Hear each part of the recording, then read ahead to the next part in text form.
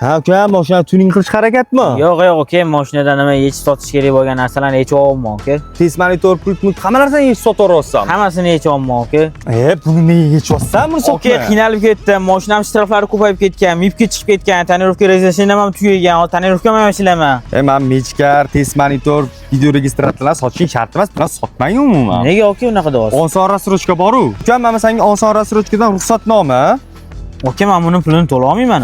Ukam, bu boshlang'ich to'lovsiz oson rassrochkadan. Nimaiki shtraflaring bo'ladigan, mipga chiqib ketgan shtraflaring bo'ladigan bo'lsa, hammasini boshlang'ich to'lovsiz oson rassrochka to'lab beradi. Eng glavnisi, mashinani tuning ham qilib beradi oson rassrochka. Shunda hozir ishlarsam sotishim shart emas ekanda, aka. Hech kim hech narsasini sotish shart emas. Oson rassrochkadan tonirovka ruxsatnomalar, boshlang'ich to'lovsiz, shtrafinglar bo'ladigan bo'lsa, mipga chiqib ketgan shtrafinglar bo'ladigan bo'lsa, ularni ham boshlang'ich to'lovsiz o'chirib beradi oson rassrochka.